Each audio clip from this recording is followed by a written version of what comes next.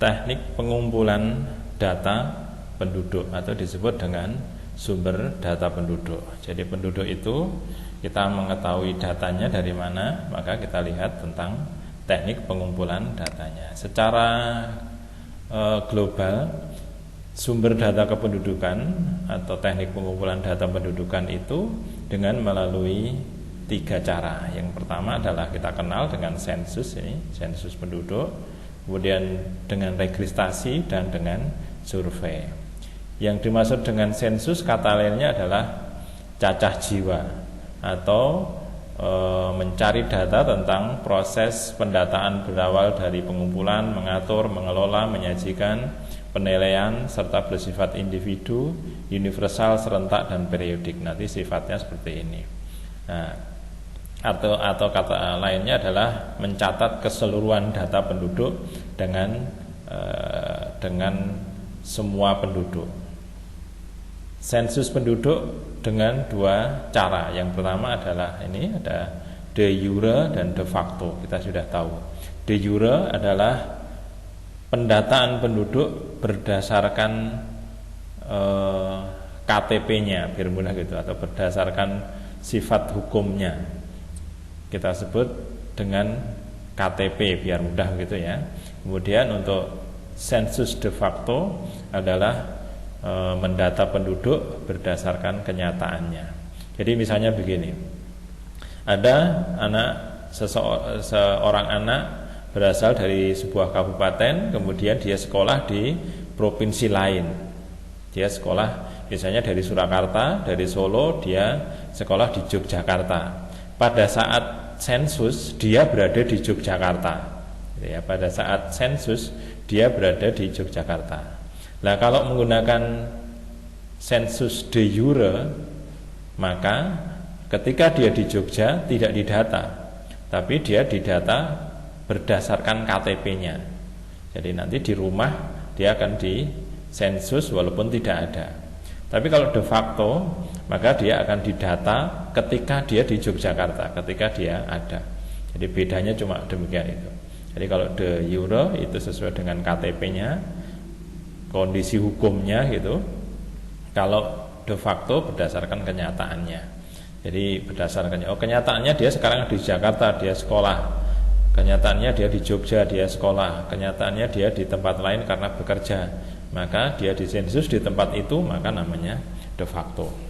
Kemudian cara yang lain adalah cara pendataannya, memperoleh data atau teknisnya itu dengan menggunakan 2 cara juga, yaitu canvasser dan householder.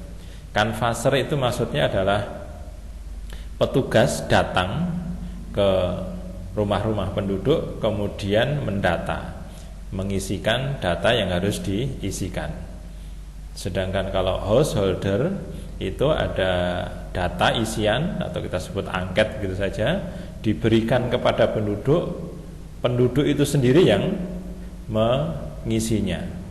Jadi householder itu diberikan isian, kemudian penduduk itu sendiri yang mengisinya.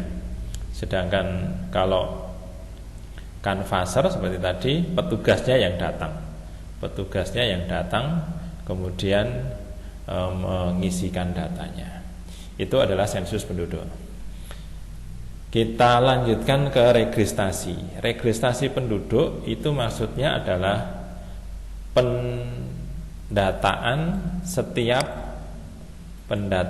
setiap kita lihat ini dulu aja biar mudah ya.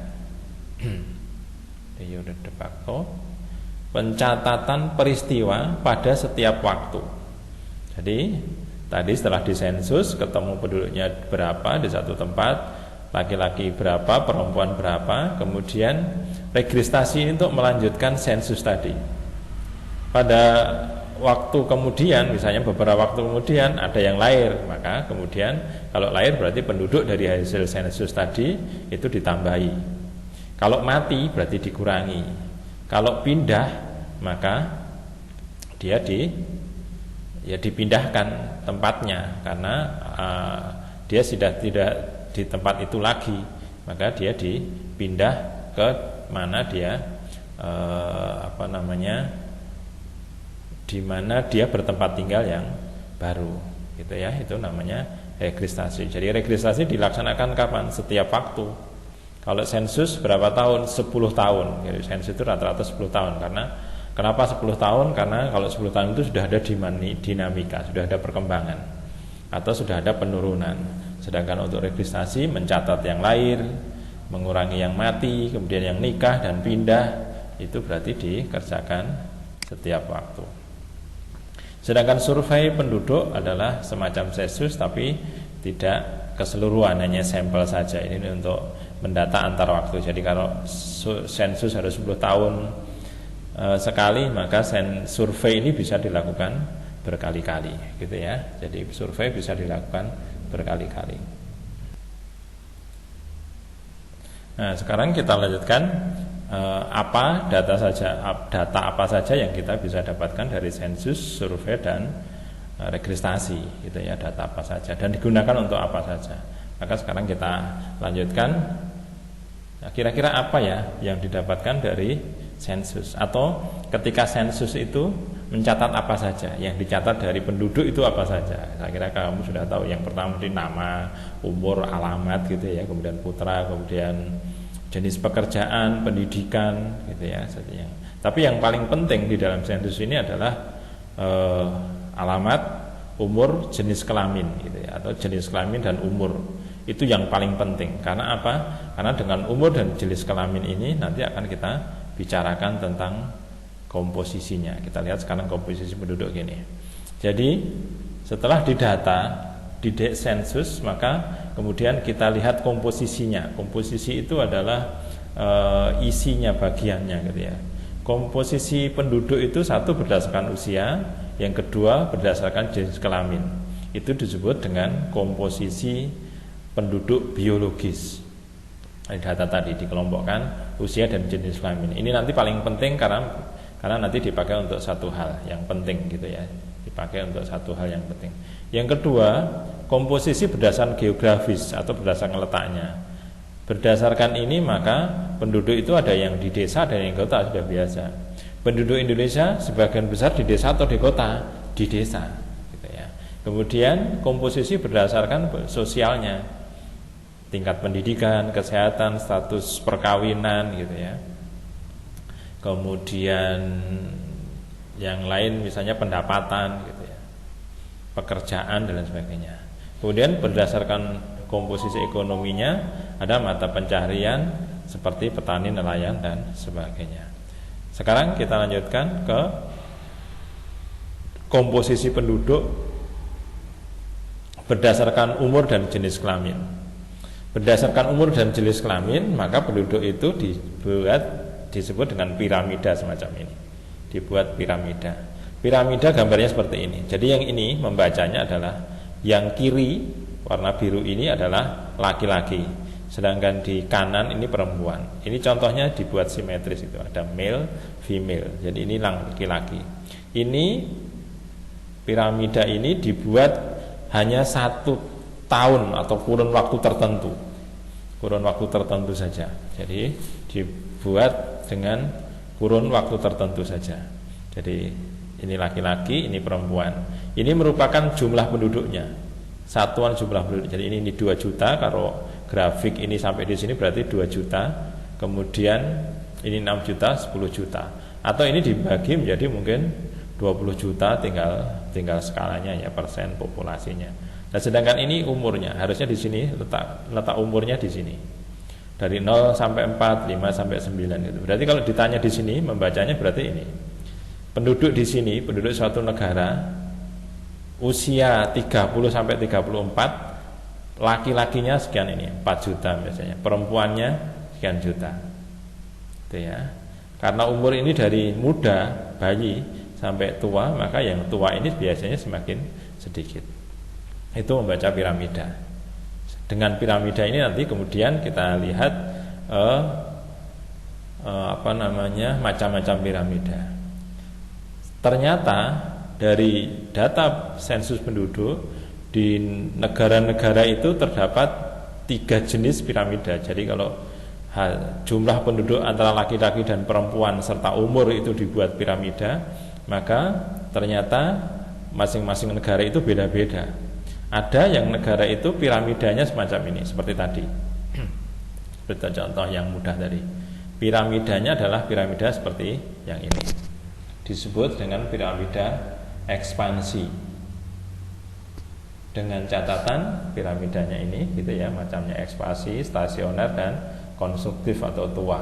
Ini ekspansif gitu ya. Nah, piramida ekspansi itu maksudnya adalah seperti ini. Jadi kalau gambarnya semacam ini atau disebut dengan piramida muda, ekspansi atau muda, maka kalau ini dibaca, ini kan banyak sekali ini. Penduduk usia kecil di sini 0 sampai 4, 5 sampai 9, 11 sampai 15 di sini. Ini kan satuannya banyak sekali. Berarti di sini penduduk usia kecil, usia muda itu banyak. Maka disebut dengan piramida muda. Berarti kalau piramida muda berarti usia mudanya banyak. Ini kan berarti sebagian besar berusia muda. Tingkat kelahirannya tinggi, pertumbuhannya juga tinggi gitu ya. Kemudian mungkin angka kematiannya tinggi sekali di sini, orang tua kan di sini kecil sekali, sedikit sekali. Ya, ini disebut muda. Jadi piramida muda adalah sebagian besar berusia muda, sebagian angka kelahirannya tinggi gitu ya. Sehingga nanti masalahnya berbeda. Kalau suatu negara, satu daerah penduduknya sebagian besar muda, masalahnya sendiri. Atau misalnya nanti kamu berumah tangga, anakmu masih kecil-kecil, dengan sudah besar kan beda gitu ya. Ini disebut dengan ekspansif. Kita lanjutkan, yang kedua adalah piramida penduduk stasioner. Stasioner itu hampir sama, laki-laki dan perempuan hampir sama, dari muda sampai tua itu hampir sama. Kalau tua memang sedikit ya, tapi di sini begini, pertambahannya sedikit sekali. Antara penduduk muda, penduduk usia muda, penduduk usia remaja di sini dengan tua sedikit sekali. Maka ini disebut dengan stasioner. Masalahnya pasti beda gitu ya. Masalahnya pasti beda. Gitu ya. Sekarang kita lanjutkan, maka di sini sebagian berada usia dewasa, tingkat kelahiran dan kematian, kelahiran lebih kecil daripada kematian. Dan di sini yang lahir apalagi yang seperti ini kalau ini kan sama gitu kan ya, yang sama ini. Jadi kelahirannya kemudian kematiannya sama, kelahiran dan kematian sama, usia muda dan usia tua sama. Baik, yang ketiga adalah penduduk tua atau piramida tua. Berarti semakin ke sini ini besar, angka kelahiran kecil, yang bayi-bayi di sini usia muda, usia yang masih rendah sedikit sekali. Maka di sini disinyalir bahwa angka kelahirannya sedikit, tingkat kematiannya banyak di sini, pertumbuhannya negatif. Jadi penduduk itu semakin tahun bukan semakin tambah banyak penduduknya, tapi semakin sedikit penduduknya. Itu ya. Baik, kemudian itu namanya piramida. Nah, kemudian kita lanjutkan, piramida penduduk bisa dipakai untuk mengetahui seks rasio atau perbandingan jenis kelamin serta rasio ketergantungan. Jadi seks rasio itu perbandingan jenis kelamin laki-laki dan perempuan.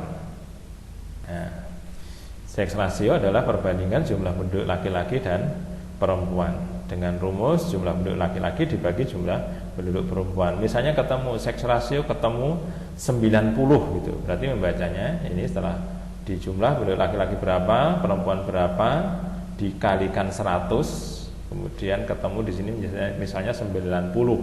Maka 90 itu menunjukkan bahwa setiap 100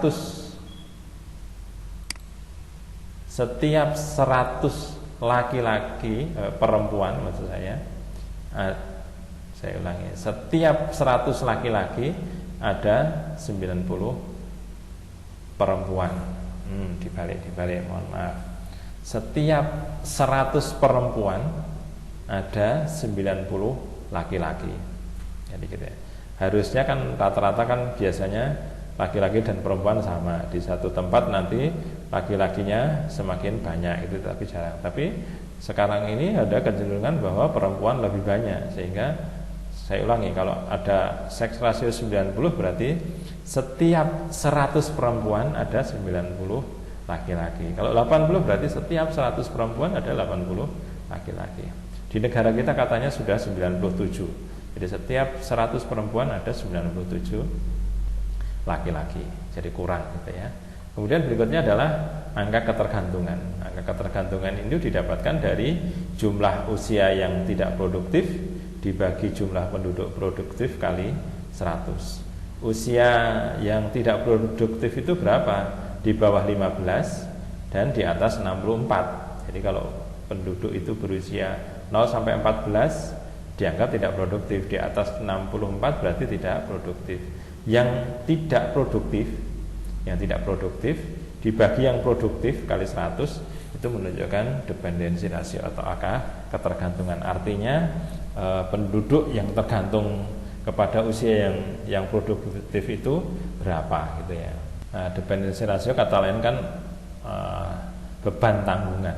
Jadi kata lainnya tadi adalah beban tanggungan. Baik, kemudian kita lanjutkan adalah persebaran penduduk. Persebaran penduduk dari sensus tadi juga kita bisa melihat persebaran penduduk. Persebaran penduduk ada paling tidak ada aritmetik dan fisiografis. Tadi sini harusnya pertanian gitu ya, agraris, kepadatan agraris bukan geografis ya ini ya. Kepadatan agraris. Aritmetik adalah penduduk dibagi luas penduduk. Jumlah penduduk dibagi luas wilayah, maksud saya keliru. Kepadatan artinya ini setiap kilometer dihuni penduduk berapa. Jadi misalnya Pulau Jawa persebaran penduduknya adalah 800, berarti setiap 1 kilometer ada 800 penduduk. Di Kalimantan misalnya baru 20, berarti setiap 1 kilometer dihuni oleh 20 penduduk. Di Kalimantan 6, setiap 1 kilometer dihuni 6, itu namanya kepadatan penduduk gitu ya. Baik, kemudian kalau kepadatan fisiologis itu penduduk dibagi luas pertanian. Penduduknya berapa dibagi luas pertanian. Ini namanya fisiologis. Sedangkan kepadatan penduduk agraris itu adalah petani dibagi luas pertanian. Itu nanti untuk mengetahui kesejahteraannya. Petani dibagi dengan luas pertanian. Demikian anak-anak sekalian, materi kita kali ini nanti kita ulangi lagi. Jadi saya simpulkan ya, berarti sensus penduduk itu untuk menghitung penduduk dengan 3 cara, yaitu dengan cara sensus, dengan cara registrasi, dengan cara survei. Sensus dibagi menjadi de facto dan de jure dengan teknik canvasser dan householder. Kemudian registrasi dilakukan setiap waktu, sedangkan kalau survei sewaktu-waktu diperlukan. Dari sensus kita akan mengetahui komposisi penduduk. Komposisi penduduk itu berdasarkan fisiologis, berdasarkan geografis, berdasarkan pekerjaan, ekonomi dan lain sebagainya. Dari komposisi penduduk yang paling penting kita buat piramidanya. Berapa laki-laki, berapa perempuan, umur tertentu laki-laki, umur tertentu perempuan. Nanti untuk mengetahui 3 jenis piramida: piramida tua, piramida muda, dan piramida stasioner. Berikutnya adalah untuk mengetahui tentang kepadatan penduduk, seks rasio, kepadatan penduduk gitu. Demikian anak-anak sekalian, mudah-mudahan bisa difahami. Kurang lebihnya mohon maaf. Assalamualaikum warahmatullahi